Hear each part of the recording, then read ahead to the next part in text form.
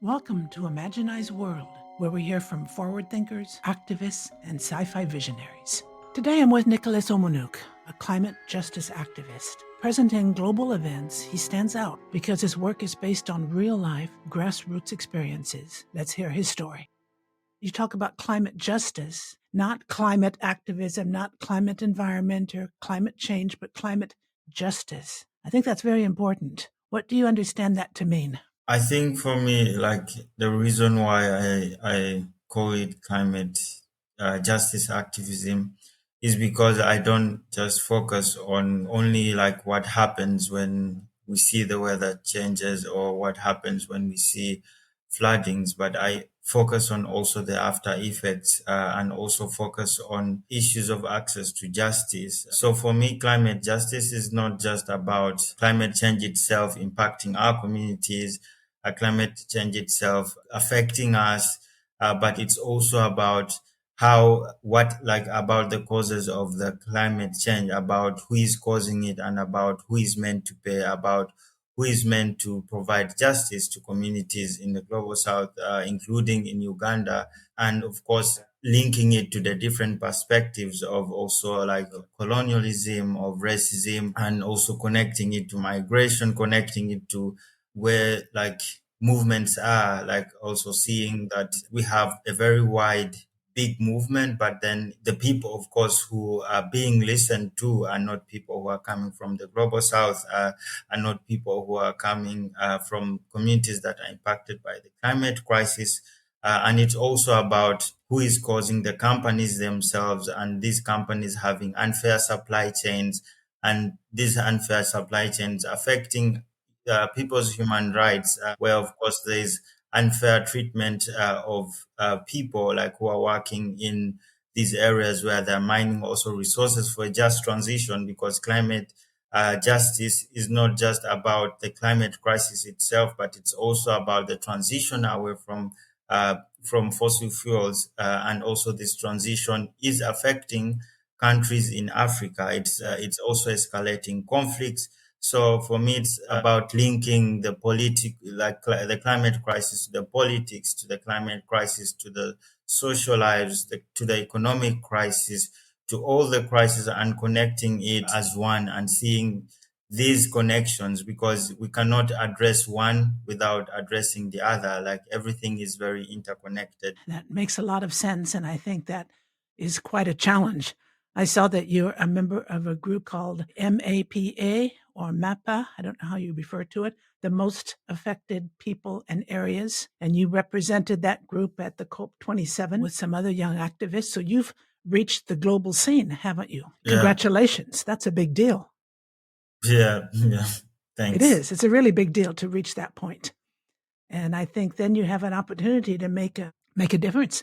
People will pay more attention to you. People pay attention, but it's not like really like that much attention. For example, when we go for these COPs, you find that we are going to these COPs with observer badges. We are going to these COPs where, of course, there are also limitations coming in, because at COP27, when you realize a lot has changed at COP27, we were allowed to march around the area to do our campaign. And of course, we put a lot of pressure. And by that time, also, we had a lot of people supporting us during that time. And during this COP, I think we got the loss and damage. We put pressure until the loss and damage was put onto the agenda. But when I look at like now the other COPs that are coming in, like maybe COP28 and of recent COP29, the restrictions have become more strict on activists. The COP processes themselves are not really like a very democratic space, I would say, because like a lot of people are restricted to access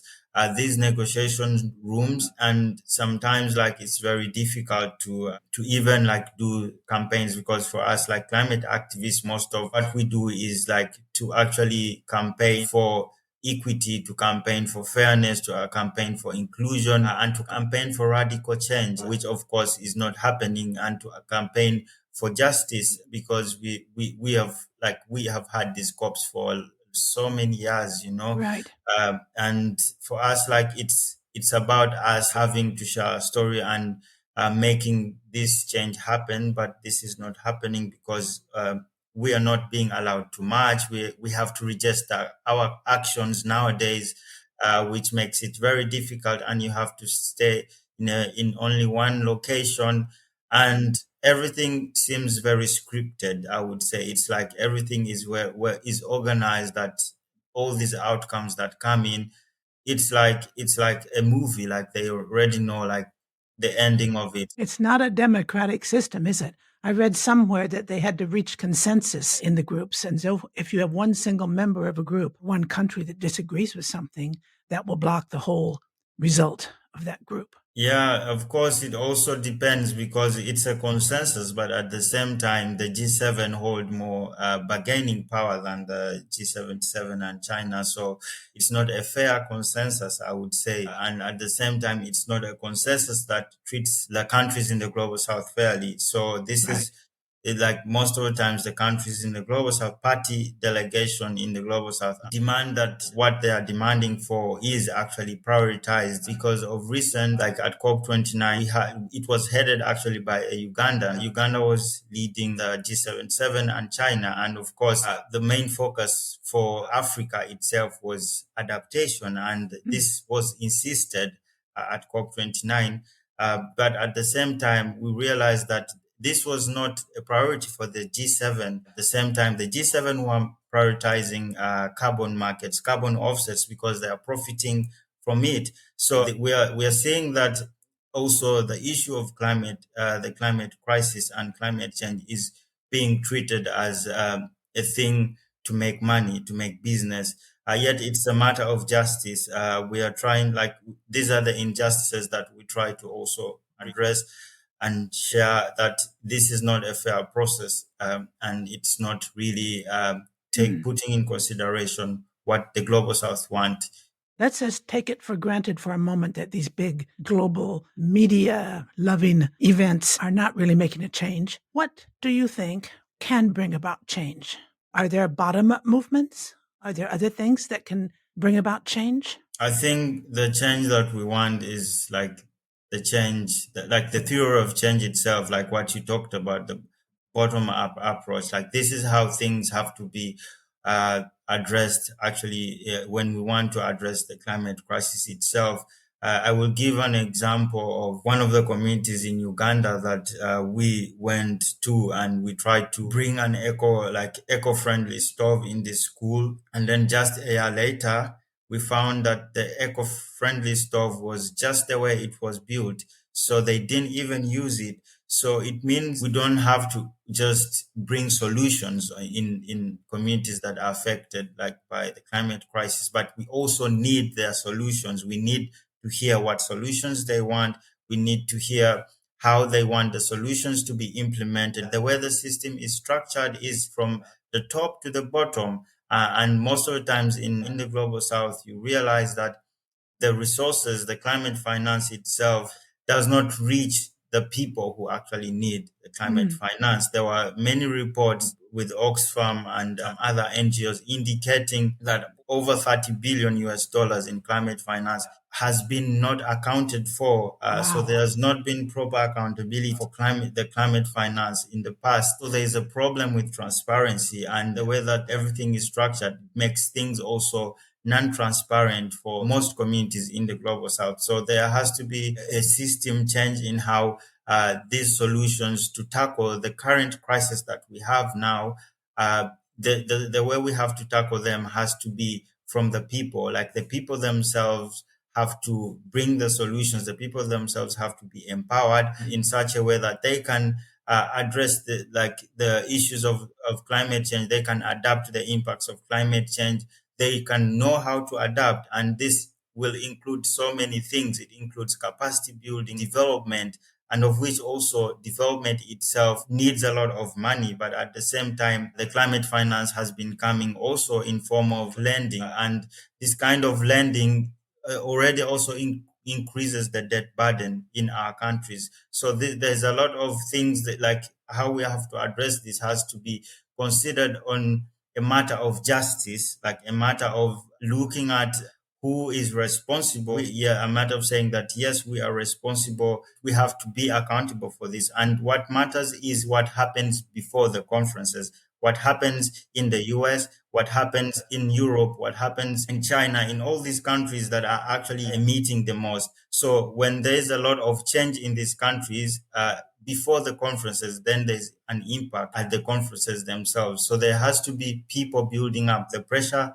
within the countries, social movements, every stakeholder. It does not, you don't have to be an activist. You just need to be responsible. You just need to think about your responsibility so that others can have a better life, so that others can have a life that you're living, because there are a lot of people who are suffering from your comfort. There are a lot of people who are dying from your comfort. So these are the things that a lot of people need to understand, because most of, also when you look at where like these companies are coming from that are extracting oil in our countries. For example, in Uganda, we have a certain project, an oil project by a French company itself. So you realize that the people in these countries, they don't know about these projects. They don't know what's happening in these countries. They don't know that they are extracting. There's an extractive neo-colonial way of taking our resources from these countries, and at the same time these countries face impacts of climate change.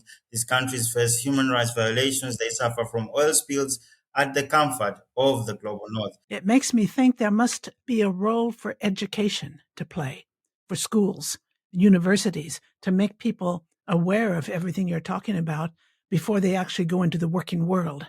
Do you think there are changes that could be made in the education of young people?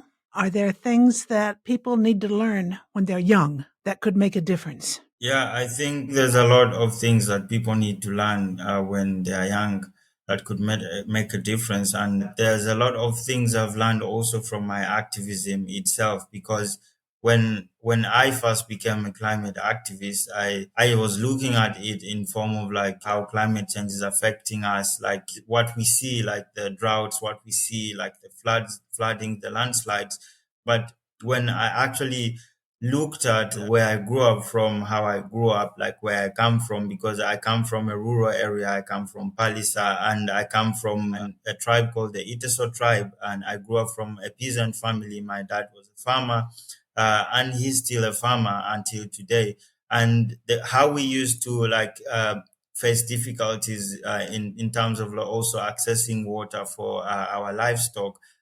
We had to walk really long distances actually to access water. We had to really walk long distance to access grass for our livestock.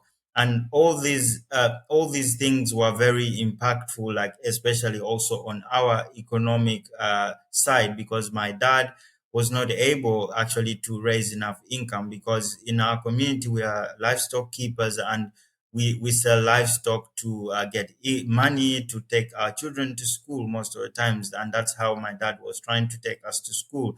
But we found like there were cases where most of the livestock also were not really healthy enough, because they were not getting enough food, they were not accessing enough water. And this also forced my dad to sell off most of his livestock, also my grandfather. And my dad had to get chicken, and when he got chicken, he's away, like he started selling eggs.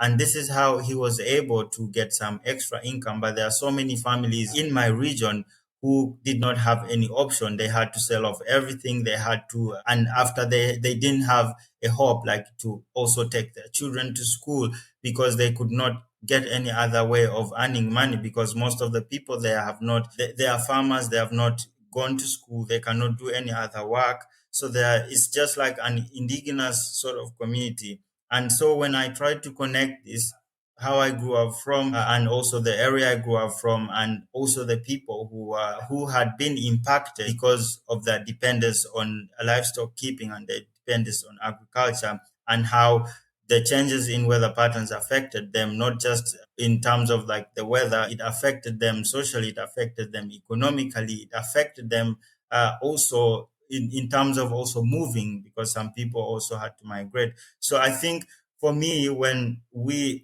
go to school, when we have this sort of education to understand these things, then we can have an impact. And what I can say to most students is like, it's not just about you. Like we have to learn that like we are living in this world not as one, but we are living this world with other people. We are living this world with other ethnic groups. We are living this world with different species that actually help us to survive, because everyone helps another to survive. This is how actually nature was made. This is how we were made on the planet. But how we are living is that we are living to oppress other species, to oppress other people, to oppress other ethnicities, so that we are always superior and we are always in control and not accounting. And this is what, like, these kinds of injustices are actually also one of the things that are causing the climate crisis. It's a major issue. It's also an inequality issue. It's also an issue of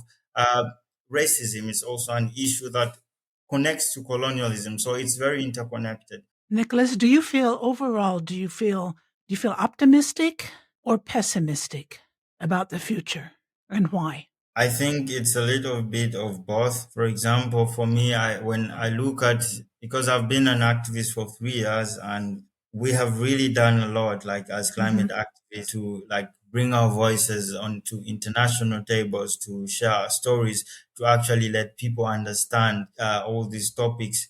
But with all this hard work, with all this hard work from the climate movement, from different people also who are like working on different social issues, you see that there has been slow progress. Yes. Yeah, there has been slow progress. And most times also when we get a lot of achievement, we celebrate on them. But and in the end, you find that when the governments change, when different things happen in the geopolitics, a lot is reversed and a lot is affecting the Yes. small progress that we have made. For example, I would say that currently, right now, I am very pessimistic because, like, the current geopolitics itself. I know, like, with the U.S. elections, with what's happening in the EU, also in Germany itself, Yeah. there is a rise in climate denial. There is a rise in denying of accountability. There is a rise in far right. I would say a far right movement is rising, and this is a threat to a lot of things. This is what is actually also a big threat to also seeking justice. And for me, I would say that I feel like there is still hope, especially Good. for our countries, because we don't have a choice. That's the truth. We don't have a choice to decide what to fight for, or to decide what we want to fight against, or what we want to agree to, because we are already in an oppressed like system. We are mostly in oppressed systems, non-democratic, and for us, our only hope is to keep moving. Like that's what we always do. We keep trying, we keep pushing, because there's always a time where we can have the radical change. It seems to me that maybe the legal profession needs to be doing more. Climate lawyers. I interviewed a climate lawyer a few months ago, and she talked about how difficult it is to prove in a legal sense in front of a judge what damage has been caused, who's responsible for it, and how the victim should be compensated. And I have a feeling that the legal profession is advancing very slowly. It's very true, but at the same time, the legal profession itself, it's highly important, but at the same time, like the legal profession itself is favoring a lot corporations, big Mm. companies. Because I would give a case study of like the project in Uganda. There was a legal case filed against this project in France under the law called the Duty of Vigilance Law. Yes. And this law is mainly like addressing the supply chains, like being fair. We filed a case to demand that this project is stopped in the first Yes. place. And we addressed a lot of issues. We brought how people had lost their land, how people had been unfairly compensated, Hmm. how also this project itself is in the middle of reserved areas, including a national park and close to a lake shore, which also has denied so many communities access to fishing. So we also try to address the loss of livelihood of the people itself. And you know what happened is that the company itself had more lawyers than us. So it's also a matter of having the capacity itself, because we are coming from countries that are not rich. Like we Yes. don't have enough money. We cannot pay for many lawyers. We cannot. We have the evidence. We have everything. We can, because in this case, this case took almost 3 years. It was a case to stop the East African crude oil pipeline, which is a pipeline in Uganda. Under this case, we were basing on the due diligence plan of Total Energies, whether it had addressed these issues of human rights, whether it addressed issues of land grabbing before the project started. And what happened is that they kept changing their plans, and they were not sharing this information transparently to the communities. And some of the strategies they used is sharing like misinformation on TV, that they're sustainable, that people's lives are getting better. But in the end, we were proving also this wrong, because there was also a case where they showed an advert of someone having a beehive business, or a bee making business, and they were saying that this person was coming from this area. And when communities and activists themselves went and observed, these hives had no bees, and this person was not even from this area. We are fighting against corporations that are rich. They can openly lie to everyone. They can openly show nice adverts that they are sustainable, that they are doing this transition. But what's really happening is that they have a lot of money. They can buy all the lawyers. And if we get more support from the people themselves, because the money that these companies get are coming, this money is coming from the people. The money that is invested in this oil project is from the people themselves. So the people have a choice. They can say no. They can decide to fight for fair policies. They can decide to even finance good lawyers, enough lawyers to support such communities. And the issue is that I think that the issue is also understanding that it's a matter of justice. Most of the times you realize that people might not prioritize something because they don't understand it really critically. Right. So if Right. people can understand something really critically, if people can understand the importance of like of accountability, the importance of also putting into focus on which product am I consuming? How is it being consumed? Are the supply chains fair? Is this product going to affect the climate? And is this product going to affect my future? This is how people have to live. How can you deal with that, Nicholas? What can be done? What should people be doing to change this? I mean, I know you're out and you're speaking and you're talking about it. What are you and your activist friends able to do to achieve? For us, we are just like trying to make impact on a grassroots level. So this is something that we are trying to do, because we know that it's very hard to have like this change very fast, because we have a lot of things that limit us, the geopolitics. We also have an issue where we are not heard, like our voices are not being amplified to the right community. We are in such a system where, of course, it's important for us to have like grassroots activities, and this is how we are doing. We try to organize and bring solutions to our communities themselves. Like we go there and we tell them about climate change. We educate them about their rights. We try to tell them about they can also say no to big companies when they come in. And we also try to educate them about the importance of protecting the environment. Of course, they already know it. They already have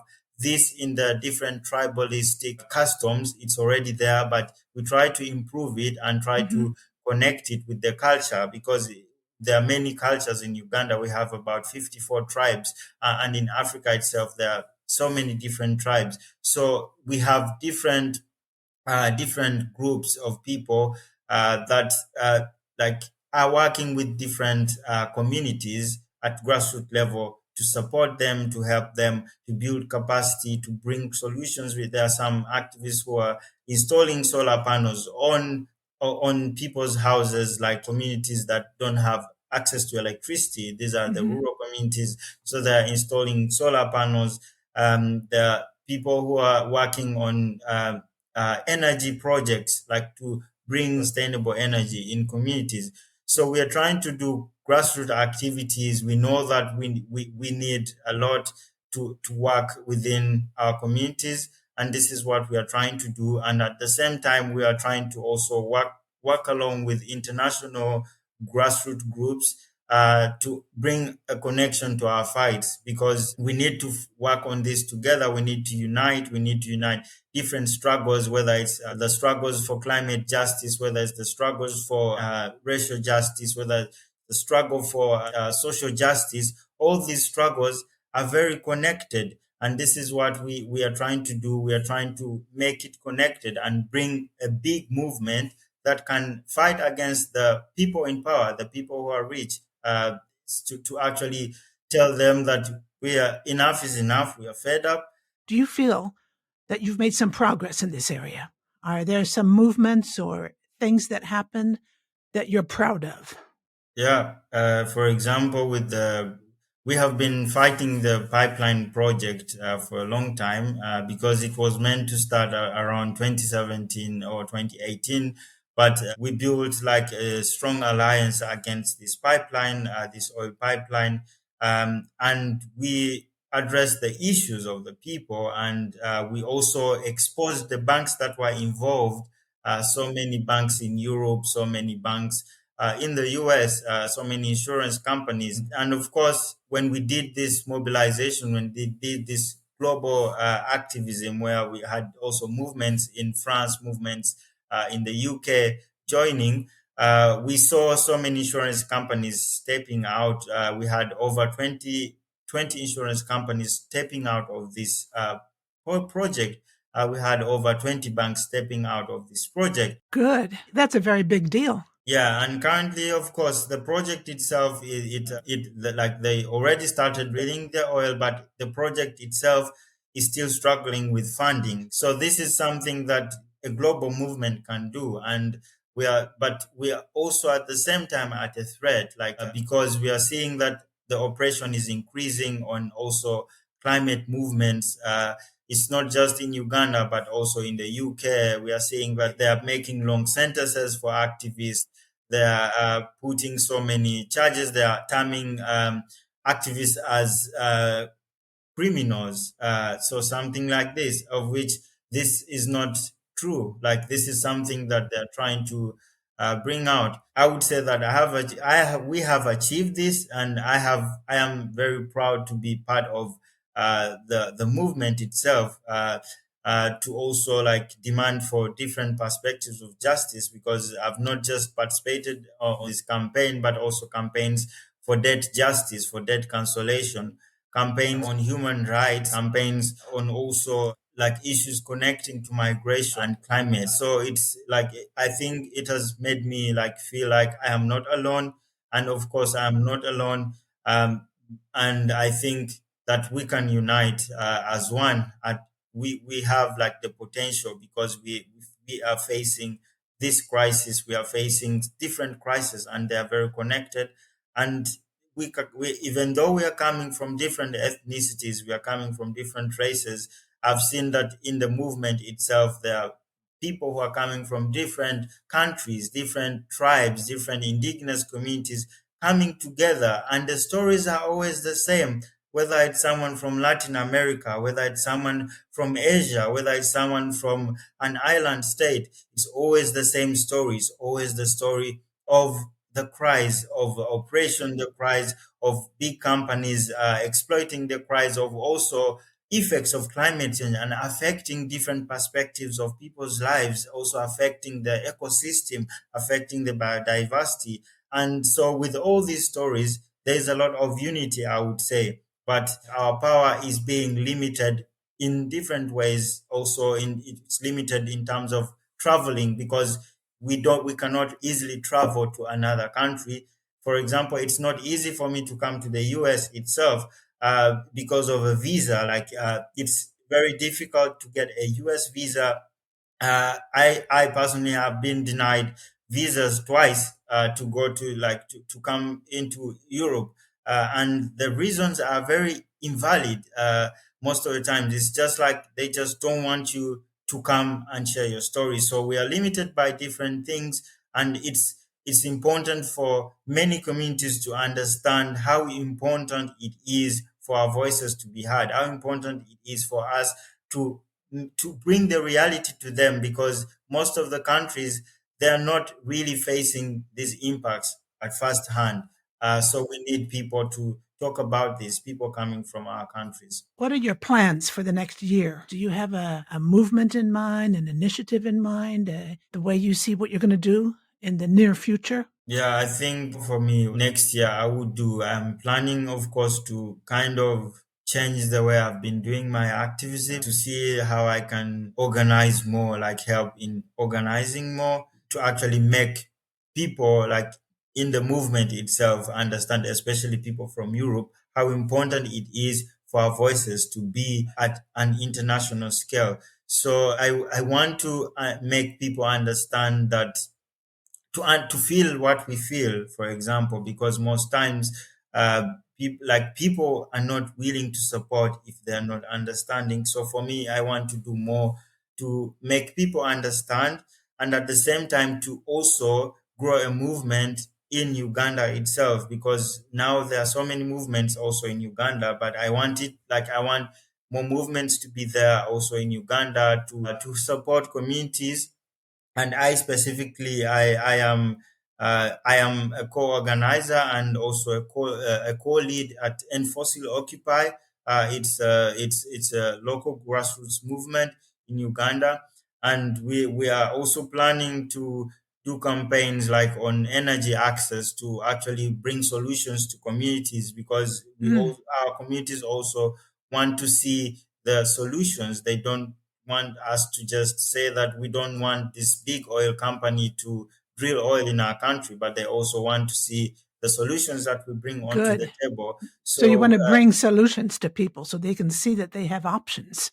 yeah, yeah, something like this, like to see that they have options, because we are talking about the just transition itself. We are talking about phasing out fossil fuels, but in the end, you realize that in our countries we don't have the solar panels, for example, but we receive sunshine throughout the year. We can like the estimate of Africa itself to generate electricity from solar is about 40%. So it's almost half of the world's solar energy that can be generated from Africa itself.